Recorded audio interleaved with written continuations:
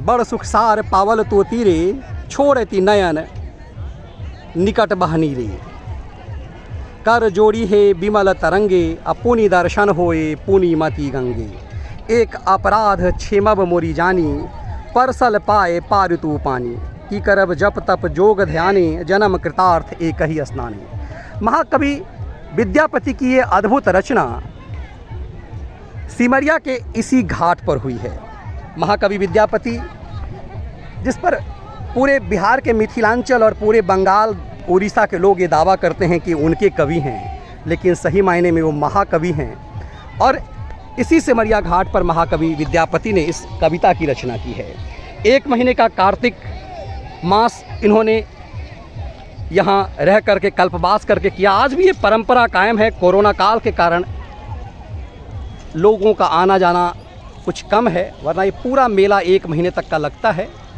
और इसके आंतरिक हिस्से में पूरा 1 महीने में पूरे बिहार उत्तर प्रदेश से लोग यहाँ आते हैं गंगा स्नान करने, क्योंकि माना जाता है कि सिमरिया में यदि के घाट पर यदि आपने गंगा स्नान किया तो पूरे जन्म के कृतार्थ आपको मिलते हैं। इसी गंगा नदी के ऊपर राजेंद्र सेतु है, ये अद्भुत सेतु, जिसमें नीचे से ट्रेन जाता है, रेलगाड़ी जाती है और ऊपर से बस ट्रक जैसे वाहन जाते हैं।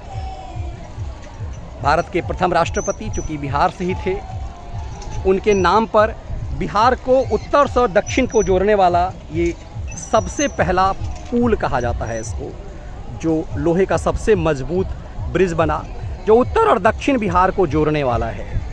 और इसी सिमरिया घाट पर कि मैं अपनी माताजी और बुआ जी को लेकर के आया था सालों बाद, क्योंकि मेरा बचपन इसी सिमरिया घाट के बगल में बरौनी थर्मल में बीता, तो कई बार ये इच्छा होती है, लेकिन ये दिखाने की लालसा हुई कि आप सब इसके मायने समझें कि आखिर गंगा स्नान में भी जैसे बनारस की भूमिका है, जैसे जो कहते हैं कि प्रयागराज का है, उसी तरह से सिमरिया की महत्ता क्यों है। इसके लिए हमने आपको विद्यापति की उस रचना के माध्यम से बताया कि विद्यापति कहते हैं कि गंगा स्नान से, एक स्नान से पूरे जन्म के तीर्थ के बराबर का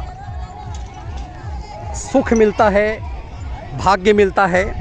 और इस गंगा में जब आप प्रवेश करते हैं तो सबसे पहले पाँव आपका जाता है। इसके लिए वो महाकवि गंगा मैया से क्षमा मांगते हैं। लेकिन गंगा क्यों, गंगा ही क्यों? गंगा कहीं से की भी हो, चाहे वो गंगोत्री से निकलती गंगा हो और बंगाल की खाड़ी में समुद्र में समाती गंगा हो, इस गंगा की महत्ता सनातनी परंपरा में क्यों है? आदिकाल से हर जगह, महाभारत काल से लेकर के हर काल में भगवान कहते हैं, भगवान भोले शंकर की जटा से निकली है गंगा, इसीलिए ये पुण्यदायिनी पापनाशिनी है। और इसका स्नान हम अभी करके अपने पाप का नाश करेंगे।